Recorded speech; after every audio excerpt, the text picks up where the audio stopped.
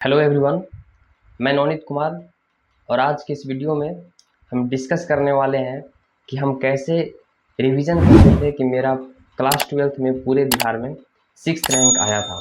ठीक है, तो चलिए इस वीडियो को स्टार्ट करते हैं। जैसे इसमें पहला पॉइंट है कि मैं कैसे रिवीजन करता हूँ।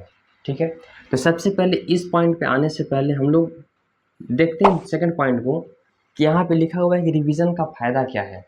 ठीक है, तो रिवीजन का फ़ायदा है कि यदि आप एवरेज बच्चा है, एवरेज बच्चा का मतलब कि आपको टेस्ट में, आपके क्लास के टेस्ट में या कहीं भी आपको 75%, 80%, 65% इस रेंज में आपको मार्क्स रहता है। और यदि आप प्रॉपरली आप रिवीजन करते हैं किसी सब्जेक्ट का तो आप उस क्लास का टॉपर बच्चा भी बन सकते हैं। और यदि आप रिवीजन नहीं करेंगे तो आप यदि क्लास का टॉपर बच्चा हैं तो आप उस क्लास का एक एवरेज बच्चा भी बन जाएंगे। ठीक है, रिवीजन पर कितना टाइम देना चाहिए। ठीक है, तो इसके लिए हम आपको बताते हैं कि यदि आप क्लास 12th में हैं तो आपको कम से कम इस पे 2 से 3 घंटा का टाइम देना पड़ेगा इस पे। ठीक है, ये है क्लास 10th के लिए, 12th के लिए। और यदि आप क्लास 10th में हैं तो आपको कम से कम 1 से 1.5 घंटा आपके लिए इनफ होता है। आप 1 से लेके 1.5 घंटा तक आप इसको रिवीजन के लिए टाइम दीजिए। और ये मतलब पूरे सब्जेक्ट के लिए है, सिर्फ रिवीजन के लिए। और ये है क्लास 10th के लिए, ये है क्लास 12th के लिए। तो अब हम लोग आते हैं अपना मुद्दा पे कि यहाँ पे आज का टॉपिक था कि हम कैसे रिवीजन करते थे या फिर टॉपर कैसे रिवीजन करते हैं। तो ये अपने क्लास में टॉप करते रहते हैं। ठीक है, देखिए सबसे पहले हम लोग रिवीजन करने की बात हुई, एक सब्जेक्ट को 2 टाइप में डिवाइड करते हैं। जैसे किस सब्जेक्ट को पढ़ते हैं तो उसमें होता है, पहला टाइप है कि थ्योरी पार्ट, पहला थ्योरी पार्ट, दूसरा है न्यूमेरिकल पार्ट। न्यूमेरिकल पार्ट या फिर आप डेरिवेशन भी बोल सकते हैं। ठीक है, पहला हो गया कि थ्योरी पार्ट, दूसरा हो गया न्यूमेरिकल पार्ट्स। तो देखिए, तो सबसे पहले क्या करते हैं कि जैसे आज हम लोग क्लास गए। ठीक है, तो आज क्लास में गए तो आज क्लास में जितने भी पॉइंट्स हम लोग को पढ़ाई हुआ, आज जब हम लोग घर पे आए तो घर पे आने के बाद क्या करेंगे कि इस जितना भी मतलब आज क्लास में जो भी पढ़ाई हुआ इसको हम लोग को कम से कम देना है कितना, 20 से 25 मिनट। 20 से 25 मिनट आपको इस पॉइंट को बहुत ही अच्छे से कवर करना है। इस पॉइंट्स को पढ़ने के साथ साथ आपको क्या करना है कि जो भी इसमें इम्पोर्टेंट पॉइंट्स है उसको आपको हाईलाइट भी करते रहना है। ठीक है, और अब मान लेते हैं कि आज ये हो गया ख़त्म, रिवीजन कर लिए इसको। अब हम लोग चल दिए सेकंड क्लास के लिए। जब आप दूसरे दिन आप जाइएगा क्लास करने तो आप दूसरे दिन भी आपको कुछ पढ़ाई होगा, तो दूसरे दिन भी आपको क्या करना है, इसके लिए आपको देना है 20 से 25 मिनट, इसके लिए भी आपको देना है। और क्या करना है कि जब इसको आज हम लोग पढ़ रहे हैं तो आज हम लोग इसको पढ़ेंगे तो इसके लिए दिए 20 से 25 मिनट। तो आप क्या करेंगे ना कि इसके लिए भी हम लोग जो भी हाईलाइट किए थे पॉइंट्स को, उन पॉइंट्स को भी हम आज दोनों पॉइंट्स को कवर करेंगे। जैसे ये हो गया कल का हो गया टॉपिक। आज के टॉपिक्स में क्या करेंगे कि इसमें जो क्लास में होगा उसके लिए हम 20 से 25 मिनट देंगे। और आज ही जो पहले क्लास का हुआ था, जो पहला क्लास हुआ था, उसमें जो हम लोग हाईलाइट किए थे पॉइंट्स को, उन पॉइंट्स को भी हम लोग देख लेंगे। इसको देखने में आपको ज़्यादा देर नहीं लगेगा, ये 5 से 10 मिनट में आपको ख़त्म हो जाएगा।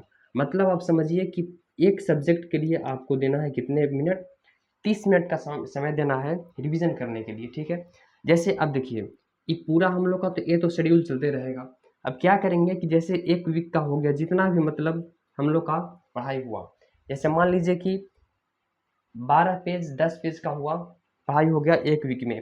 तो क्या करेंगे कि वीक के लास्ट दिन, जैसे मान लीजिए कि संडे ले लीजिए, तो संडे को दिन क्या करेंगे कि जो भी हम लोग पॉइंट्स को हाईलाइट किए थे, ठीक है, जो भी पॉइंट्स को हाईलाइट किए थे उन सारे पॉइंट्स को हम लोग वीक के लास्ट दिन में क्या करेंगे, उन सारे पॉइंट्स को हम लोग एक बार बारीकी से पढ़ लेंगे।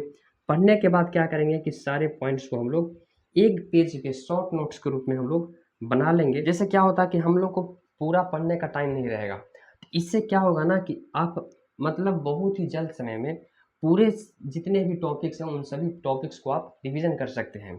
अब देखिए, मान लेते हैं कि पूरा वीक्स हम लोग को चल रहा है, एक तो मतलब डेली का रूटीन हो गया कि हम लोग को किस तरह से रिवीजन करना है, वीकली भी पता हो गया कि हम लोग को वीक में कैसे रिवीजन करना है। अब देखिए, मान लेते हैं कि आपको मंथली एग्ज़ाम होता है, मंथली एग्ज़ाम हुआ तो क्या करेंगे हम लोग कि जितने भी सारे पॉइंट्स इस एग्ज़ाम में जितने भी टॉपिक्स आने वाले हैं, उन सारे पॉइंट्स को हम लोग डेप्थ में पढ़ लेंगे। जैसे कुछ पॉइंट्स जैसे आप हाइलाइट किए हैं, जैसे पहले से पढ़ा हुआ रहेगा तो उसको आपको रिवीजन करने में उतना टाइम नहीं लगेगा। तो देखिए, तो जब हम लोग स्टार्टिंग किए थे, स्टार्टिंग करते समय हम लोग एक डेप्थ में पढ़ लिए। फिर क्या हुआ कि जब अगला दिन हम लोग गए, तो उससे पहले वाले टॉपिक्स को भी पढ़ लिए। तो इस पॉइंट्स को हम लोग 2 बार पढ़ लिए, ठीक है? और एक हम लोग पढ़ लिए कब, जब वीक के अंत दिन में हम लोग इस पॉइंट्स को फिर से दोबारा कवर कर लिए। और फिर क्या किए कि जब लास्ट दिन जब एग्ज़ाम हुआ हम लोग को मंथ का, तो इस टाइम पे हम लोग इस पॉइंट्स को कवर कर लिए।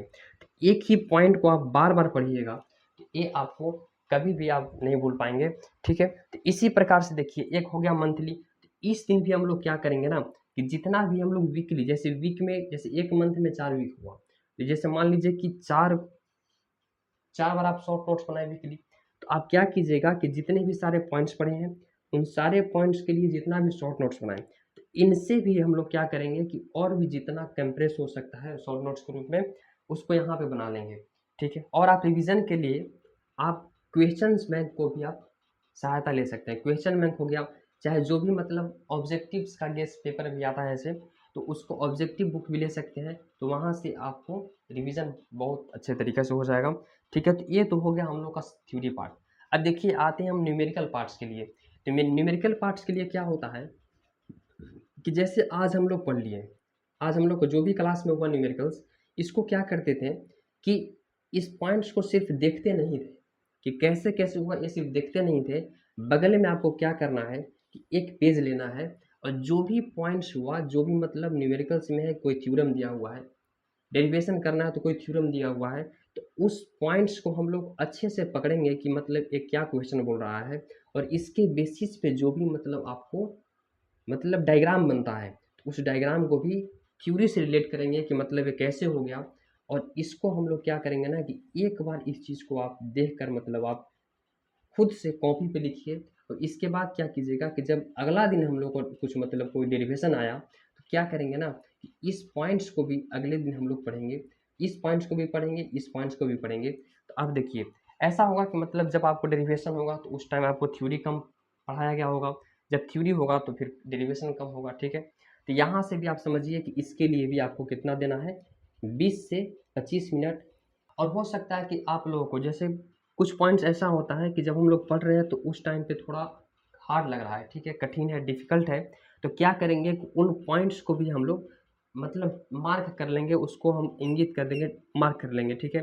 तो मार्क करने के बाद क्या होगा कि जब भी हम लोग रिवीजन कर रहे हैं, तो इसमें मतलब थोड़ा-सा एक्स्ट्रा टाइम देकर इस टॉपिक्स को हम लोग मतलब स्ट्रॉन्ग करने का प्रयास करेंगे, जिससे आपको मतलब सारे पॉइंट्स रिवीजन हो जाएँगे। और आप जब आप क्लास में जाइएगा तो एक नए एनर्जी के साथ जाइएगा, और आप बोर्ड्स में बहुत ही अच्छे नंबर ला सकते हैं। चाहे कोई भी एग्ज़ाम हो उसमें आप अच्छा नंबर ला सकते हैं, ठीक है? और यदि आप हमारे इस चैनल पे नए हैं तो हमारे चैनल को सब्सक्राइब कीजिए और अपने दोस्तों के बीच शेयर कीजिए जो क्लास 10th या फिर क्लास 12th के बोर्ड्स के एग्ज़ाम देने वाले हैं। Thank you.